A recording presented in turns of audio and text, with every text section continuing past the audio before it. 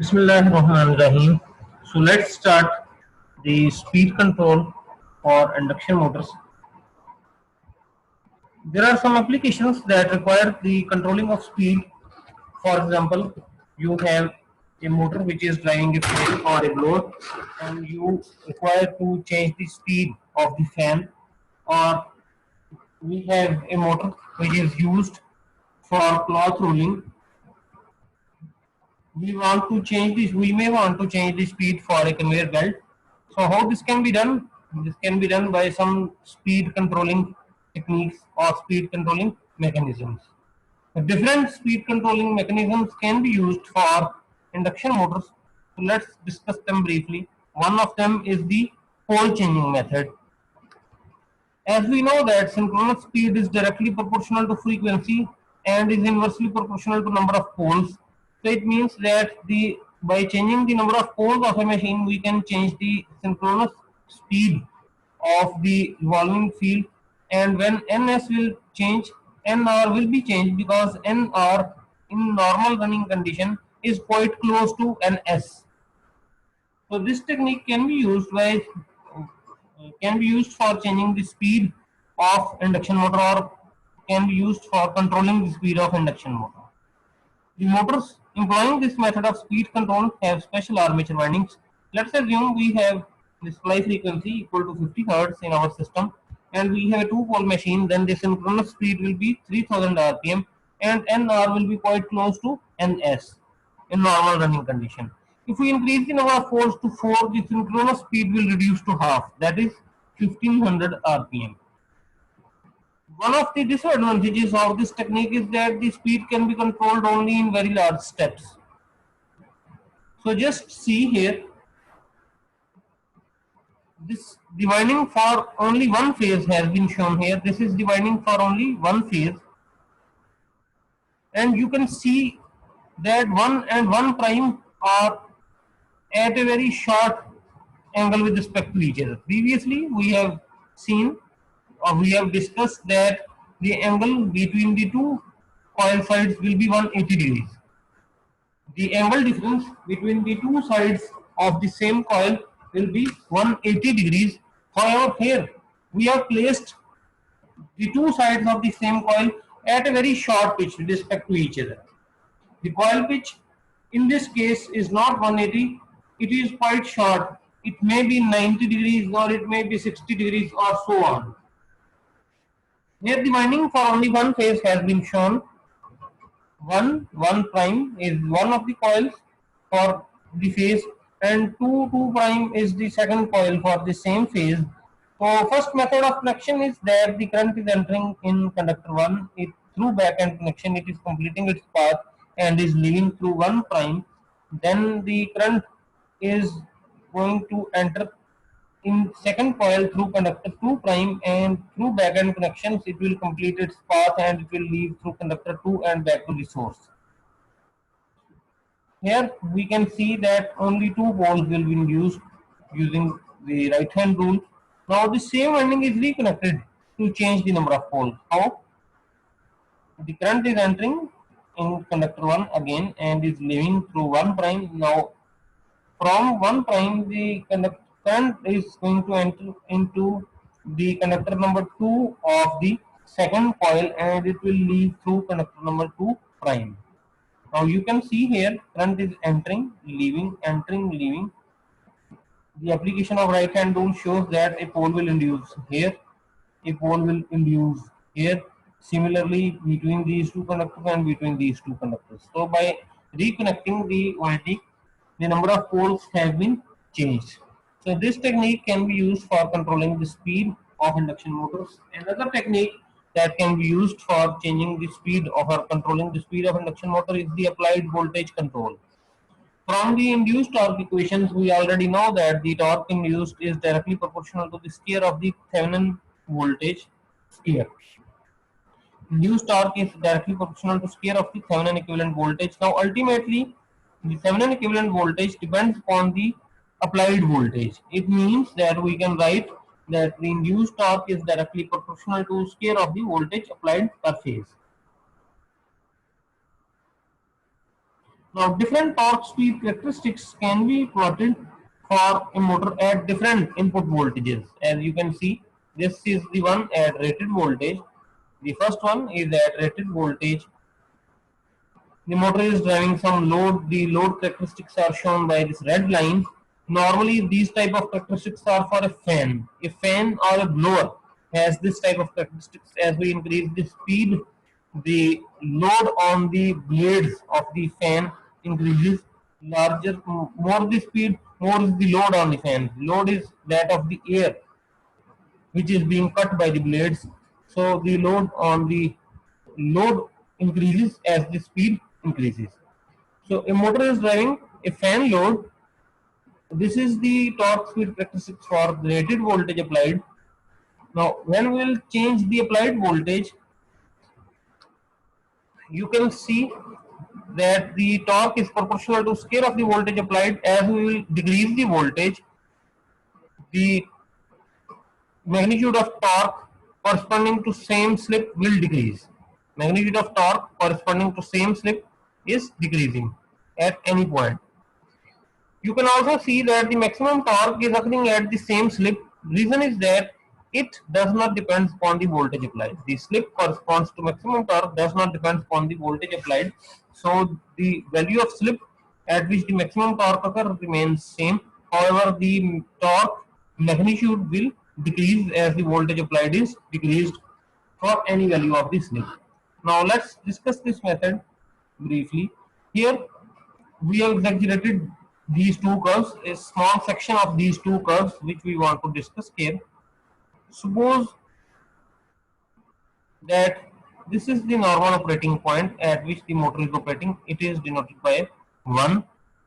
This is the point where the motor load, the torque produced by the motor is exactly equal to the torque required by the load. So there is a steady state condition and the motor is operating at this speed N1 at this point. Now all of the sudden we decrease the applied voltage. What would happen? With the decrease in applied voltage, the torque produced by the motor will decrease all of the sudden. However, since speed is a mechanical parameter, the driving load as well as the motor will require some time to decrease its speed. It means that the speed will remain same at N1. However, the torque produced by the motor has reduced to 0.2. Now, for this speed N1, the load torque is equal to this value. The load torque is equal to this value at speed N1. However, since the applied voltage has decreased, the motor is now producing smaller torque. The torque produced by the motor has this much magnitude. And we can see that the torque produced by the motor and in this particular condition is less than the load torque. So what would happen? The motor will decelerate. The speed of the motor will decrease gradually. As the speed of the motor will decrease, the slip will increase, and as we know that in low slip region the torque is directly proportional to slip. So with the increase of slip, the torque produced by the motor will keep on increasing. As the speed decreases, the slip increases and the torque produced by the motor increases until and unless a new steady state operating point is obtained, or it is a point of intersection of two curves, the point of intersection of the load curve and the point of intersection of the torque speed curve of the motor. So at point 3, again the motor torque, the torque produced by the motor is now equal to the load torque. So we have obtained another stable point at a lower speed N2 as compared to this one, and this is denoted by 3.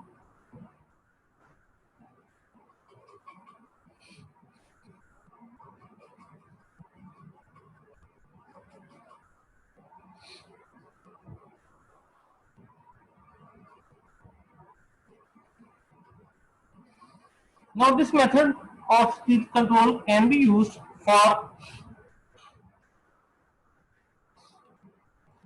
decreasing the speed or can be used by varying the voltage below the rated input voltage. If we want to increase the speed by increasing the applied voltage, what would happen?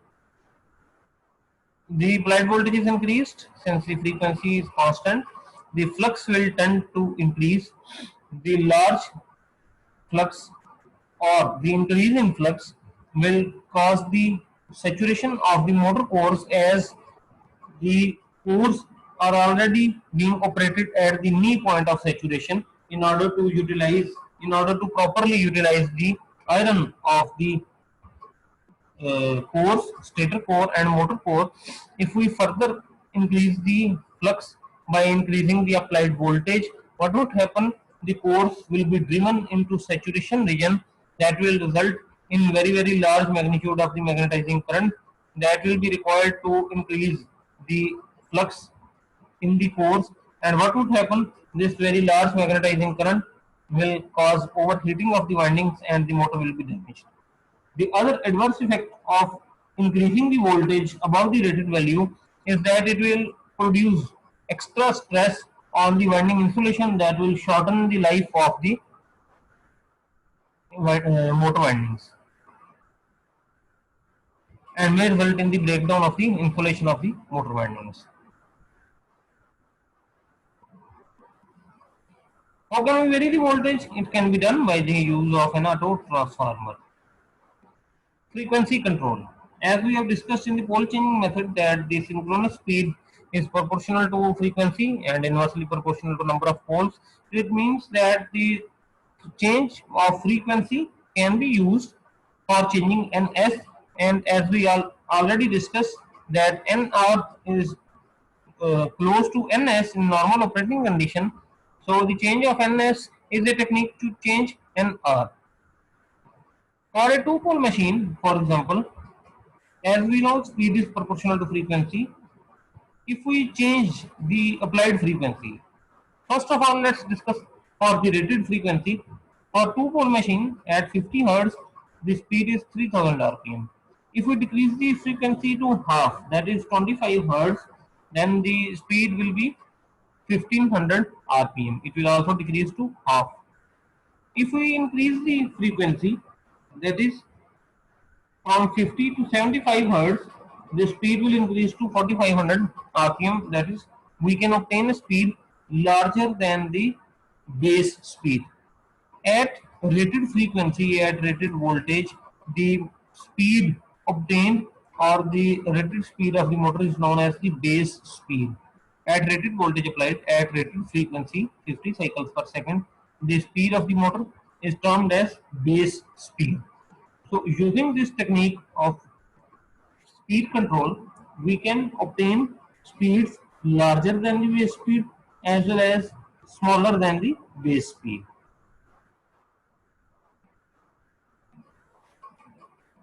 Now let's first of all discuss the frequency control by decreasing the frequency. Now, suppose we have decreased the frequency, the flux will tend to increase. We can claim this relation from this equation as we have seen here. Induced voltage or the voltage applied depends upon frequency as well as flux. From here, since it is a constant, terms are constant, flux is proportional to voltage divided by frequency. So this relation is used here as well. So if we decrease the applied frequency, the flux will tend to increase. This increase in flux will cause saturation of the core. It will result in very large magnetizing current and it will cause overheating of the motors. So suppose we have a 60 Hz motor and we want to operate it at 50 Hz, then the applied voltage should also be decreased in order to maintain the constant flux. If we are decreasing the frequency, we have to decrease the voltage applied by the same proportion in order to maintain constant flux, in order to avoid the overheating of the motor. So we are using a 60 Hz motor on 50 Hz, then applied voltage should be decreased proportionally. That is, if the input voltage at 60 Hz is 460 volts, then as the frequency has been decreased by 5 by 6 times, 60 into 5 by 6 will give us 50. So the applied voltage should also be decreased by the same proportion, that is, it should be 383 at 50 cycles per second. From here we can derive this relation that the applied voltage at 50 cycles per second is equal to some multiplying factor into the applied voltage at 60 hertz. In this case, the multiplying factor is 5 by 6. If we are decreasing the frequency to some other value and the rated frequency is 50 or the rated frequency is 60, this multiplying factor will change. So a curve has been shown here for the rated voltage and rated frequency. Again, a two-pole machine has been assumed.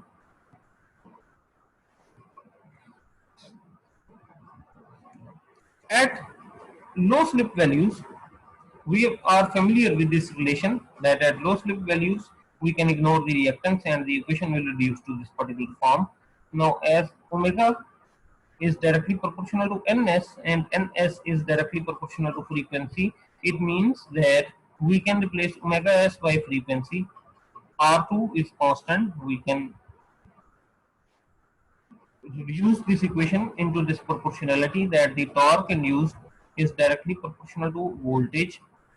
Thevenin voltage depends upon the applied voltage, so it means that the torque is proportional to square of the applied voltage into slip divided by frequency. From this discussion, this proportionality will hold at low slip values when we can ignore the reactance as compared to R2 by S. Now, P maximum will also decrease from this relation. How? We are decreasing the frequency in order to maintain constant flux. We have to decrease the voltage proportionally, so the induced torque will decrease, and the same equation will hold for maximum torque. So magnitude of maximum torque will also decrease. However, as we are decreasing the frequency, the reactance of the motor will decrease, so it will increase the slip that corresponds to maximum torque. For high slip values, we are familiar with this relation, page number 34, the reference is given. Here the resistance can be ignored. So we have replaced omega s by 2 pi ns by 60. 60 is missing here, so we can write it as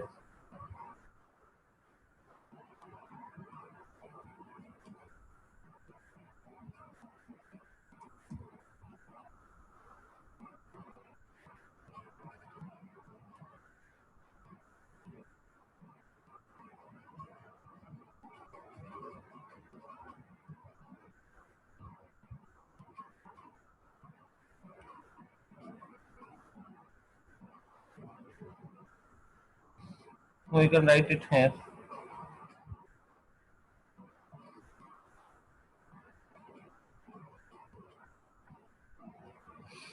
So it is 2 pi ns by 60. As the frequency is decreasing, so the reactance will also decrease. And in order to maintain constant flux, we have to decrease the applied voltage.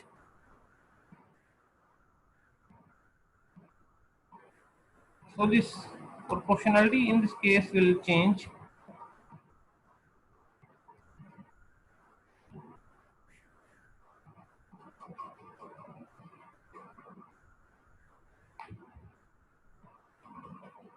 For small changes in frequency below the rated value, for small changes in frequency below the rated frequency, as the terms in the denominator are decreasing, the reactance is also decreasing, the frequency is decreasing. Although the applied voltage is decreasing, the net effect is that the induced torque will increase.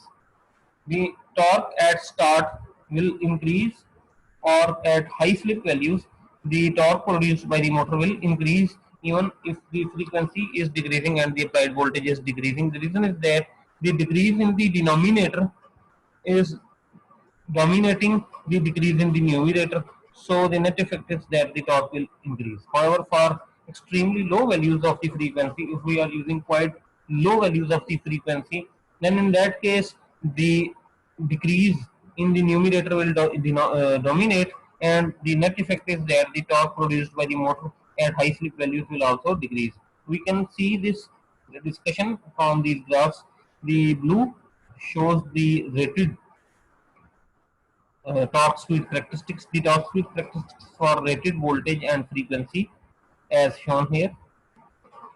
Now, as we decrease the applied frequency and we are decreasing the applied voltage proportionally, then you can see that the torque produced by the motor in low slip values is decreasing.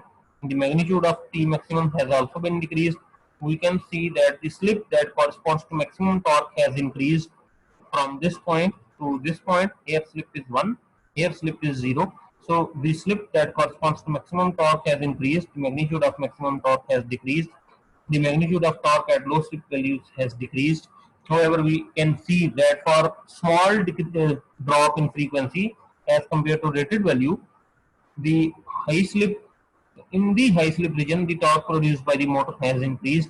However, as the frequency has been decreased to quite a low value as compared to the rated frequency, in that case, the decrease in the numerator has dominated in the high slip region, and the net effect is that the torque produced by the motor in high slip region has been decreased instead of increasing. From this relation that the voltage applied at a reduced frequency is equal to some multiplying factor into the voltage applied at rated frequency, we can generalize for different frequency values as well. We can see from this relation P is VA cos of phi, it means that power is proportional to voltage. If we are decreasing the applied voltage, it means that the output power of the motor is decreasing as well. So this is termed as derating of the motor. If we are applying reduced frequency, if we are decreasing the frequency of the source, and in order to maintain constant flux, we are decreasing the applied voltage, then this will result in reduced output from the motor, and this is known as derating of the motor.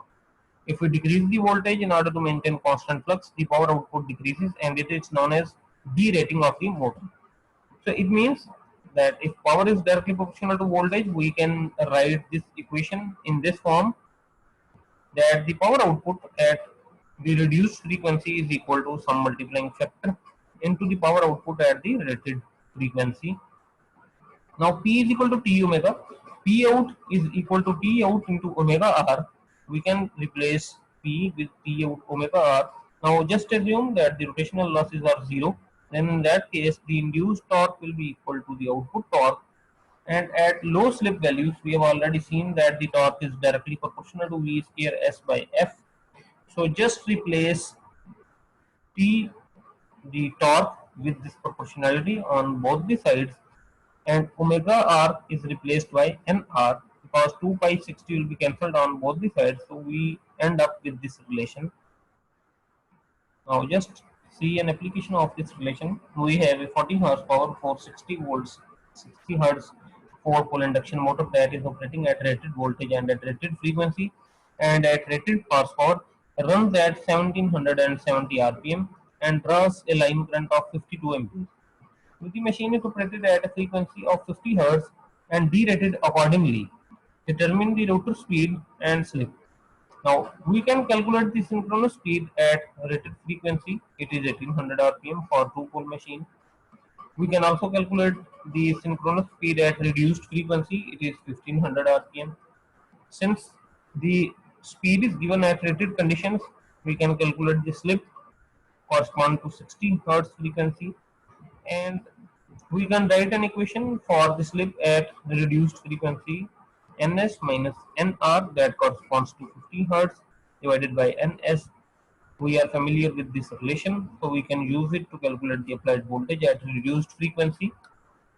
And now we can apply this relation as well. The values for different parameters can be entered in this equation. Slip is known, applied voltage is known, speed is known. Here the applied voltage is known, so we can write an equation in terms of slip and rotor speed. We have already written an equation for slip at reduced frequency here. So by putting in the values, by equating these two, and we can solve it for the rotor speed. We can equate 1 and 2, and we can solve for rotor speed using the quadratic formula. We end up with these two speed values, 1470 and 30 rpm. Now this particular speed is not valid because it will result in this much slip. as this proportionality is valid only for low slip values, it means that NR will be equal to 1470, as this speed 30 rpm is resulting in high slip value, and we have used this proportionality which is valid only for low slip values. It means that the speed of 30 rpm is not valid in this case, as it corresponds to high slip values. So the rotor speed is 1470 rpm, and for this much slip speed we can calculate the slip that corresponds to reduced frequency. It is 0.02. Now if the speed is to be increased above the base speed, we have discussed the reduction in speed from the base speed. If we want to increase the speed of the base speed, then we have to increase the frequency, as frequency is proportional to ns, but this will result in reduced flux. It will allow us to increase the voltage in order to maintain constant flux, but what would happen? The application of over voltage will result in damaging the winding insulation, so the voltage is maintained at the rated voltage. We will not increase the voltage above the rated value to avoid any extra stress to be applied on the winding insulation. Now, as the torque is produced due to the interaction of the magnetic flux or the synchronously rotating magnetic field of the stator with the electrical energy of the rotor, the torque is produced due to the interaction of the magnetic field and the electrical energy, magnetic field of the stator and the electrical energy of the rotor. We have discussed more than one times that the torque is produced when a current carrying conductor of the rotor is placed in a magnetic field which is that of the stator. So torque is produced due to the interaction of the magnetic energy of the stator with the electrical energy of the rotor. Now, since the magnetic energy of the stator is decreasing, or in other words, the flux magnitude is decreasing, the flux magnitude of the revolving field is decreasing, so it means that the torque produced will decrease. So these curves are showing the case for increase in frequency above the rated frequency. This is the one which is drawn at rated voltage and rated frequency. If we are increasing the frequency above the rated frequency, you can see that now the synchronous speed is increasing above the base speed.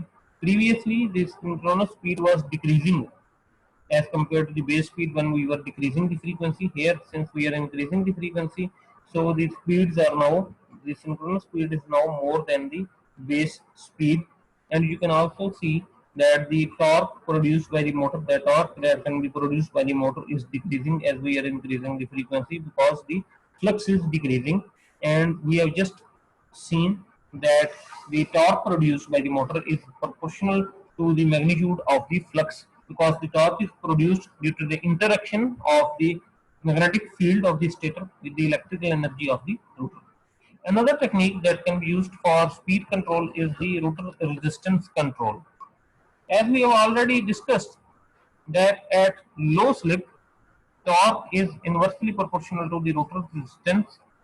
We have already seen that the torque, maximum torque magnitude, is independent of R2. We have already concluded that the slip that corresponds to maximum torque is directly proportional to R2, and we have seen this in the previous lectures that at high slip values, torque is directly proportional to R2. In low slip case, torque is inversely proportional to R2. However, for high slip values, torque is directly proportional to R2. These conclusions that can be made from the discussions we have already done, and we have already seen a number of plots corresponding to different values of R2. Here we have two plots. One is drawn in blue, the other one is drawn in red, where the red one is for the larger resistance as compared to the blue one. The resistance R2 in case of red graph is larger than the resistance R2 in case of the blue graph. So again, assume that the motor is driving some load, and the load characteristics are shown here. Again, a fan load has been taken, and this is the stable operating point 1, where the motor torque is equal to the load torque. All of a sudden we increase the rotor resistance from R2 to R2 prime. If we say that this is R2 prime, we can write it in this form. We can say that it is R2 prime.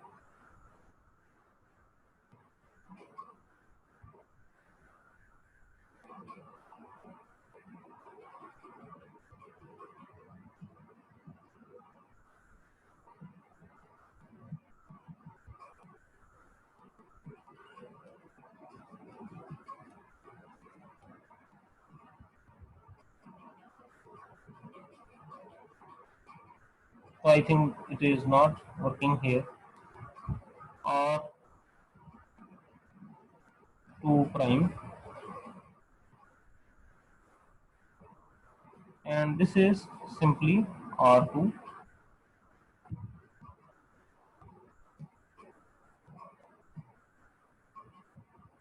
It is not writing. However, R2 prime is larger than R2. All of the sudden, we have increased the rotor resistance. So what would happen?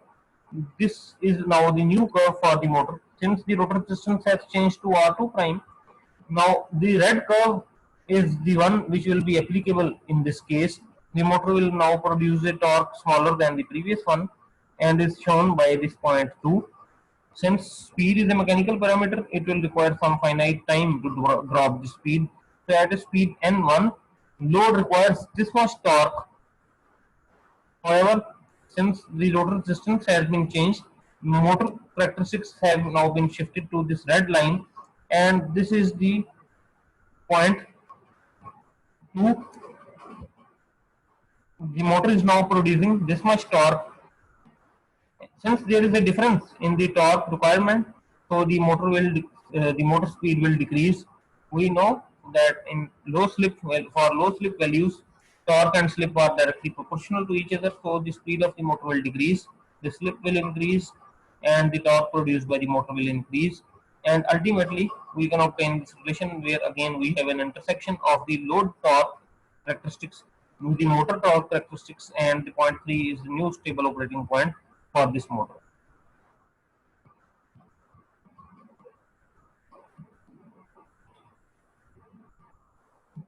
This concludes the discussion for the speed control characteristics.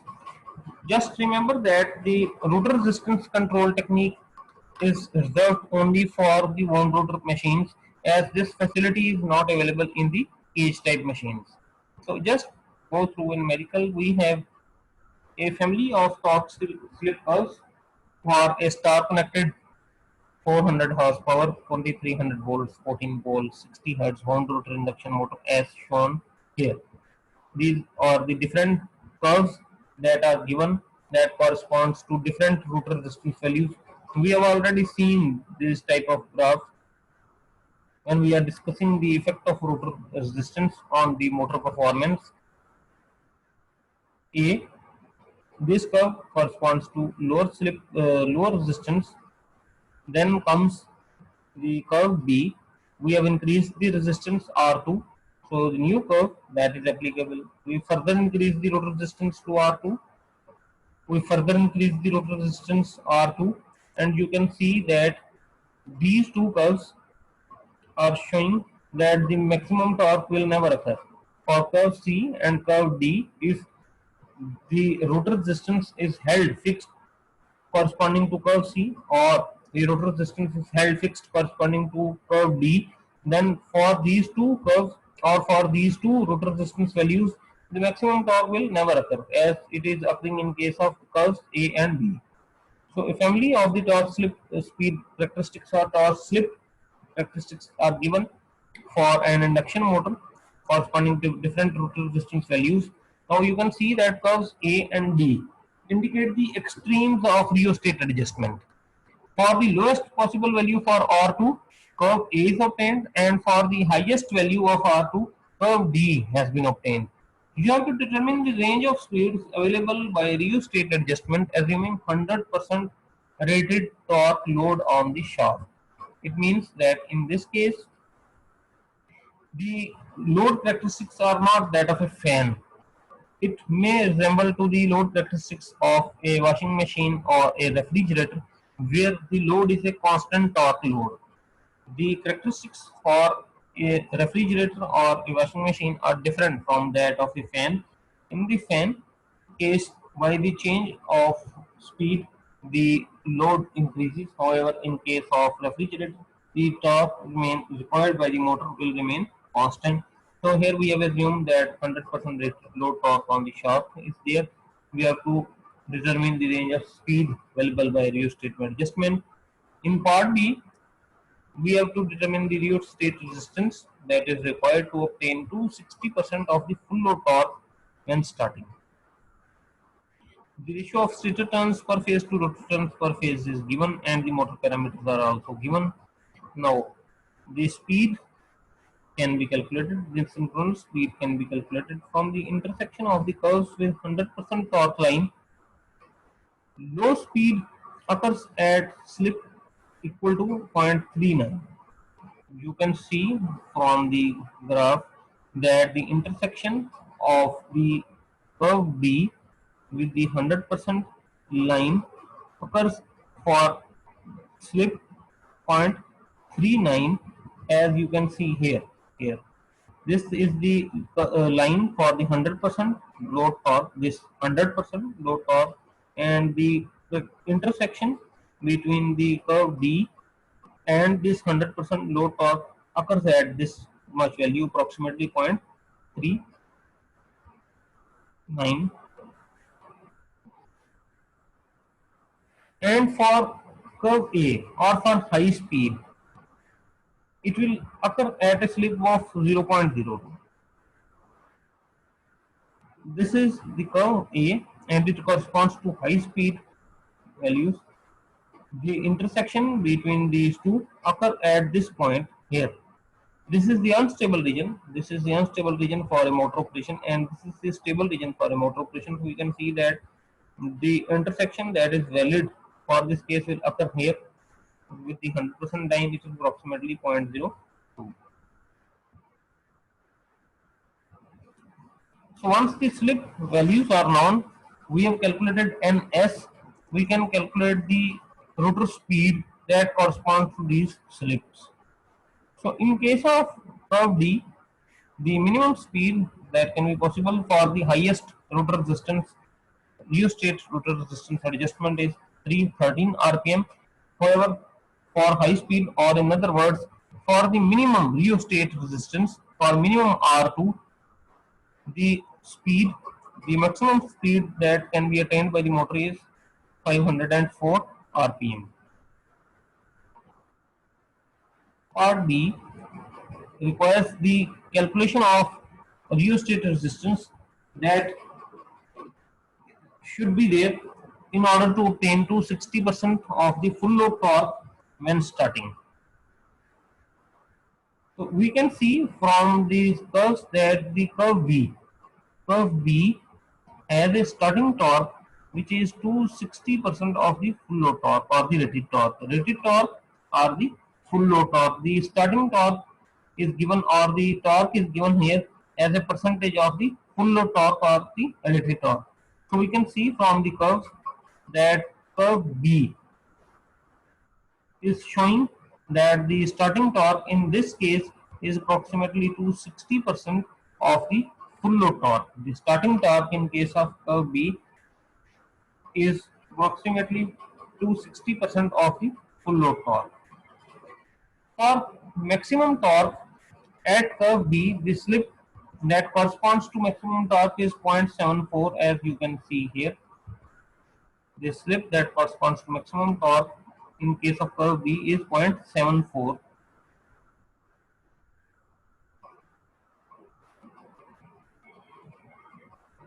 From this value and from the parameters that have already been given, solving for the Thevenin equivalent impedance, we can calculate the Thevenin resistance and Thevenin equivalent reactance. Using these values, using the slip, we can calculate R2. Here we have denoted this as R2 prime because it contains the rotor resistance R2, the winding resistance, winding resistance, which is denoted by R2, and the additional resistance that is inserted from the rheostat. So it is denoted by R2 prime. It is 1.944. Since R2 is given, it is 0.317. We can calculate our rheostat. The rheostat resistance can be calculated. Now these are the parameters that are calculated referred to the stator side. All the parameters, as we have already discussed in the derivation of the induction motor equivalent circuit, that the parameters are given referred to the stator side. Since the stator turns to rotor turns ratio is given in case of this wound rotor motor, we can use that to calculate the rheostat resistance referred to the rotor side.